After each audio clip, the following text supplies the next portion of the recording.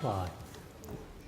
Before I give the call to the Honourable Member for New England, I would remind the House that this is his maiden speech in this chamber, and we welcome him to it from another place. I call the Minister for Agriculture and the Member for New England. Well, thank you very much, Madam Speaker. Madam Speaker, my first memory of New England was the laminated bench that acted as a dinner table in the kitchen at Danglemar. It was put in by my father and rested on two pieces of pipe drilled into the wall. My high chair sat against the wall between my father on the black wooden chair and my mother on the white one. Then in ascending order, Patrick, Anna, Christopher, then Michael, who at that point in time looked like an Egyptian mummy being covered in bandages after a severe fall from his Malvern Star bike whilst attending CBC in Tamworth. My youngest brother, Timothy, was born later. As a young infant, I longed for the affirmation that was attained by going to work with Dad and the boys. Dad on the big grey gelding, Chris on the chestnut mare, Pat on the bay pony, whilst Mike was away at high school. Mum was in the house, making cakes, looking after the house, looking after the finances, and Anna was helping and in her spare time playing with dolls, as young girls do. Sunday was a reluctant but compulsory hour journey to church, in at times clip-on bow ties, which were very becoming, and waiting in the car after Mass as my parents used the opportunity to catch up with the Kings and the McCormicks for about another hour. It was the 70s, but it felt like the 50s. My family ran sheep and some cattle, and it was mustering, drafting, dipping, shearing, fencing, sowing winter crops. This was not a job, it was a way of life. We initially had labour from one form or another to help: Gordon MacDonald, Cecil Casey, Bruce Salmon and Stan Blanche, to name but a few. Later, with labour costs, it whittled down to just Mum, Dad and the boys. Life was simple but happy. The work was hard at times because the hills meant a vast proportion was physical labour, fencing with a crowbar and a shovel to dig post holes on stony ridges, splitting stringy bark posts with wedges, catching and lifting the lambs at lamb marking time and putting them up through the window for Dad to mark, dealing with the riddle of the Sphinx, which was mechanics with second-hand tools. I grew up in New England, and my great-grandmother was born in the same hospital as I was, but only 100 years prior. The New England is at the root of Australia's federation.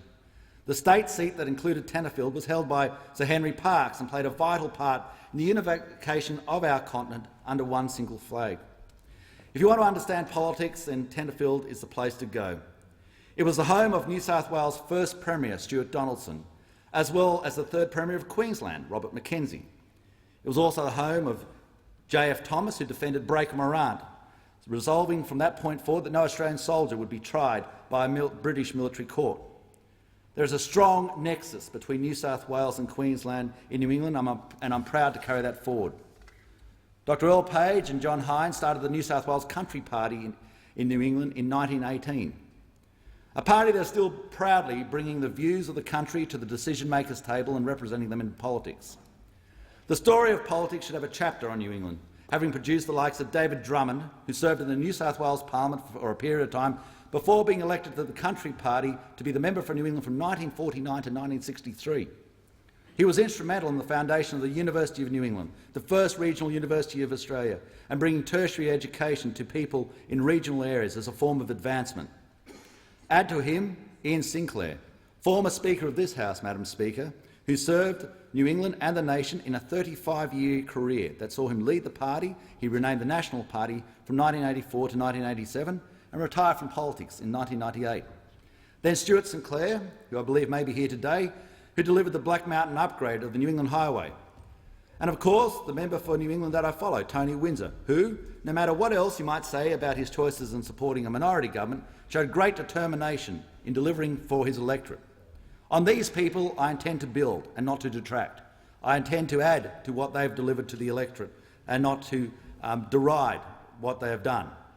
New England has a long and proud agricultural tradition, producing just about everything that helped build Australia: cattle, sheep, grain, forestry and dairy, as well as other products such as tin, coal, gold and gas. It runs from the rainforest near Urbanville to the Western Downs at Yetman. It runs from Jennings, where the railway line terminated, to change gauges for Queensland, to Willow Tree in the south, and includes the Breezer Plains, some of the best agricultural land in Australia. At its geographic centre is the university city of Armidale, and in the south is a vibrant and growing economic hub of Tamworth. I'd like to welcome the Deputy Mayor who's here today from Tamworth, Mr Russell Webb. But its cultural heart is the land, and it is a good life that is led on the land. It is honest. Your endeavours feed and clothe people, and it is based around the family.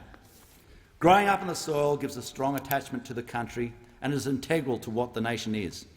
Those who may be dismissive of this statement as prosaic could possibly not have had the seminal experience of a life lived outside. Cicero, and Mrs Primrose will tell me that it's Cicero, said about 100 years before Christ, of all the occupations by which grain is secured, none is better than agriculture, none more profitable, none more delightful, none more becoming of a free man. Our farm supported our family, and the war memorials in every nearby town to me said that our district supported our nation. At Woolbrook Public School, good people in 3 generations turned up to see the Christmas school play, which will be on soon. Some of those families had been in the district for over 100 years. Some of those families had been in the district for over 10,000 years. So my agricultural belief was based on a real economic experience.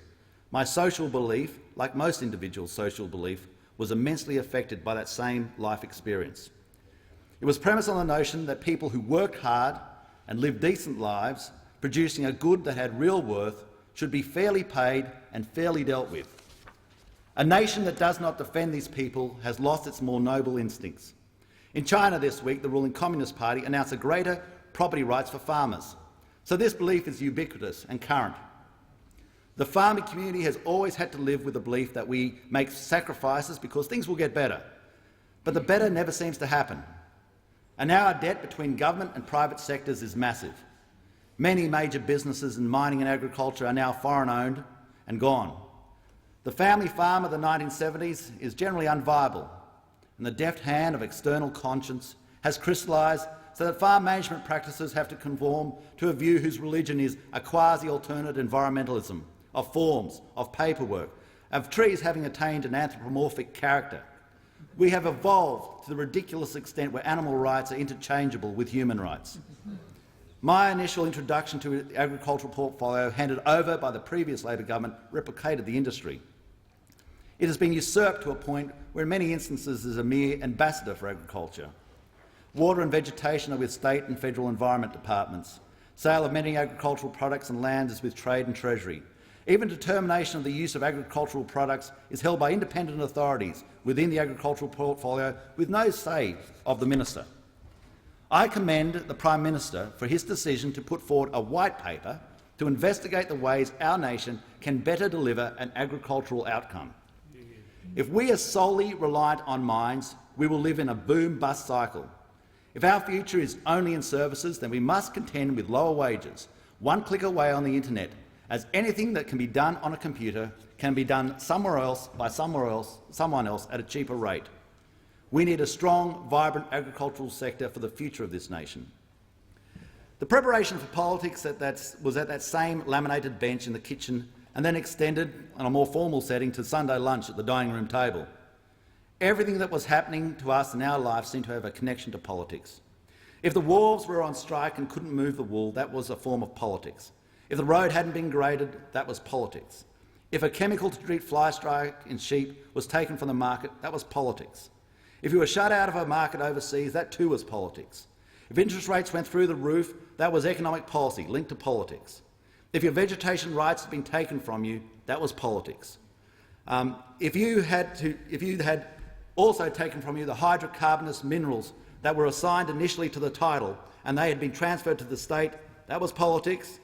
And if you can't build Chaffey Dam because of the Burralong frog, and you can't fix the road to Weabonga because of the same Burralong frog 30 kilometres away, that is beyond politics, it's verging on the barking mad. So it was not such a quantum leap to go from a child growing up in Danglemar to wanting to go into politics. When I attended Woolbrook Public School in the late 1970s, they asked me what I wanted to do.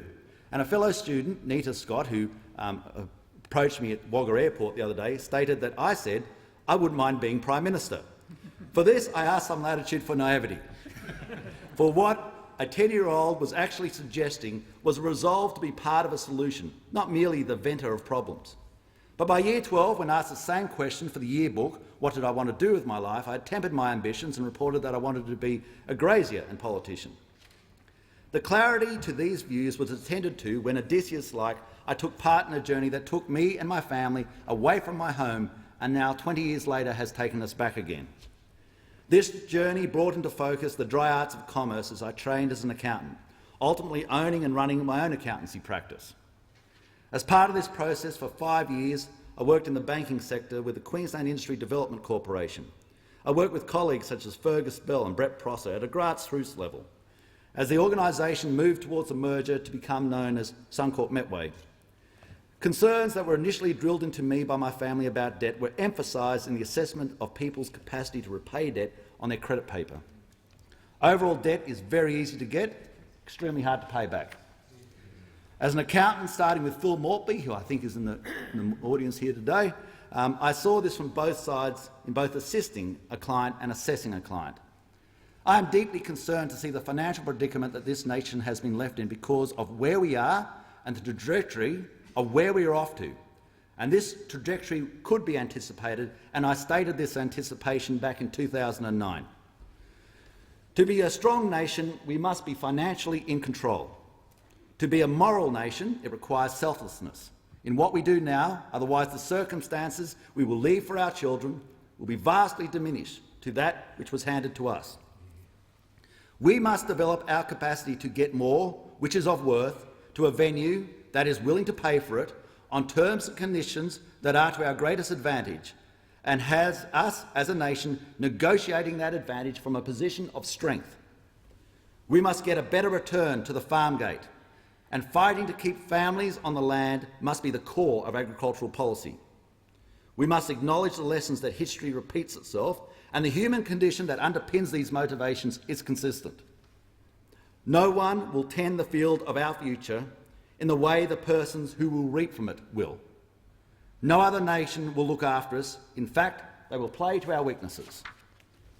Rome was not interested in Egypt for the pyramids or Cleopatra or much that lay in the deserts beyond the Nile. They were interested in wheat to feed Rome. For hundreds of years, Egypt was a major exporter of grain, with the government's main source of revenue derived from its control and trade. Rome was only a minor customer for much of this period, but by 30 BC, Rome had conquered Egypt, in part to deny others access to the grain. Initially, more than 150,000 tonnes of Egyptian grain, which accounted for 1/3 of Rome's consumption totals, travelled this route. Ultimately, Rome imported up to 2/3 of its grain from Egypt. During the imperial era, the Roman navy patrolled the seas not to conquer new enemies, but to protect the merchant fleet from pirates. Romans understood that political stability came from a public that was fed.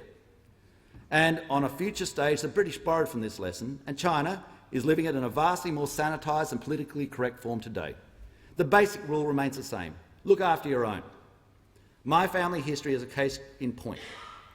My forebear, Mary Troy, who came to this great country in 1847 and whose name is etched in a monument at Macquarie Barracks in Sydney, had parents who starved to death, found dead in a hedge. Mary could read and write when she arrived, so it was not ignorance that brought about her predicament. There is indisputable evidence that huge quantities of food were exported from Ireland to England when people of Ireland were dying of starvation. Almost 4,000 vessels carried food from Ireland to the ports of Bristol, Glasgow, Liverpool and London during 1847. At the same time, 400,000 Irish men, women and children died of starvation and related diseases. According to the book Ireland Before and After the Famine, although the potato crop failed, the country was still producing and exporting more than enough grain crops to feed the population. But that was a money crop, not a food crop, and could not be interfered with. This is the deadly hand of bureaucracy, as defined by politics beyond your domestic control, and the reality of where power truly lies, especially when it comes to food. Now, in the perfect world, there will be the free movement of goods across borders, and deficiencies will be supplied by excesses from other areas, seamlessly, and with requisite funds always apparent to conclude these transactions. And we know when this day will have arrived because all the armies will be gone and all the borders will be removed. Now, the protagonist, who is currently excitingly typing this up from a room somewhere on the Fourth Estate, will state that this speech implies Australia is heading to the Irish famine scenario. Far from it. Responsible foreign investment is essential. I don't oppose that, and I never have. I understand enough about this space that one must note the advice of Kipling when he said, "You must be able to hear the truth you've spoken, twisted by knaves to make a trap for fools." Further to this, I am on policy guided by my university motto from Tacitus, which states that ex sapientia modus, from wisdom comes moderation, and that means absolutes in both extremes are perilous. But we must not leave tasks for our children that we cannot bear for ourselves. Now comes the confluence of a life on the land, training in accountancy, supporting a family and experience in politics. This experience in politics has been blessed by two chapters, one that has returned me today to the place where I grew up, and one that gave me a great honour as a foreigner to represent the state of Queensland as a senator. My colleagues gave me the honour to lead my party in the Senate, to be part of so many tasks that have had such a great effect on our nation. And one of the greatest ones I note, and to see Senator Boswell here today, is then when a minor party from the opposition benches moved to block the ETS and was successful. If this chamber can indulge me one form of boasting, it is that I have lived the experience of winning back a Senate seat from apparently a hopeless position when it was said that the Greens would win it, or my Liberal Party colleagues would win it, or the Labor Party would win it, or the Democrat would win it, and we couldn't even see our name mentioned in the dispatches as a possibility.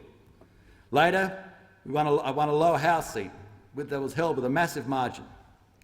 But dispensing from that, what do I take from this experience is this. Politics in Canberra can get entangled in philosophical zealotry that has little to no connection with a general concern held on the street or in the country.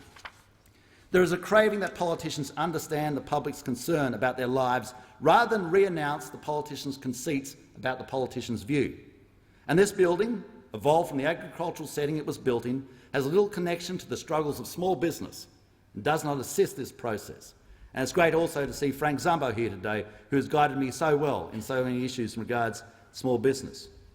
From my observation, two things happen to you in this building. You gain weight and you lose touch.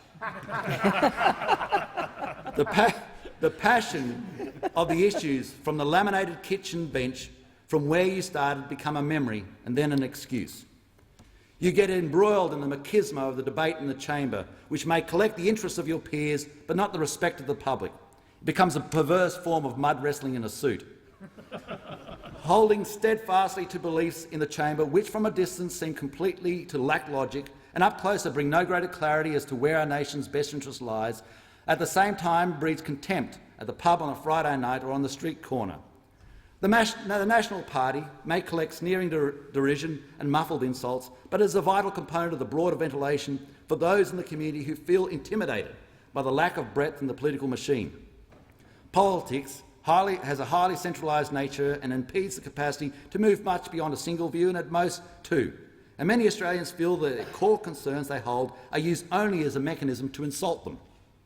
This happens without delivering any real reason why the life experience of the writer or the orator give any greater capacity as to why their views are more profound or emanate from a greater realm of wisdom. However, far from being a dismal pursuit, politics is represented by good people on both sides of the chamber. Whether from a farming organisation, a Rotary Club or a trade union, there are always people who rise above the slings and arrows of ridicule or their own personal belief and do what is best for their nation. These people are not required to be saints. If you're looking for saints, you're looking in the wrong building because you'll have little luck around here. Politicians are not here to save your soul. They are here to look after your country. The most important thing is to always stay in touch with those whose beliefs gave you the chance to represent them. Bill Taylor of Charleville on a property between Charleville and Morven, Ruth Strang of Gunnedah, Lenore Johnson, who diligently always worked for the party but never asked for office, Rosemary Leach, the former Mayor of Armidale, Archie Cameron of Glen Innes, Peter and Jenny Bailey of Armidale, and the families who patiently deal with this peculiar enterprise, being a politician that has taken you away from them. The teachers, I also note, are so seminal in any person's experience. And in my Senate Maiden speech, I noted James Rogers, who taught me English, and Mel Morrow, who showed me how to deliver it with passion, and Father Drake, who showed that brevity is the attribute of a well-remembered message, which I obviously forgot. For Philip Maltby, who trained me as an accountant, and to neighbours on adjoining properties who as a child delivered kindness and tutelage as they saw you progress through life, this was the experience and I think the attribute of a good nation.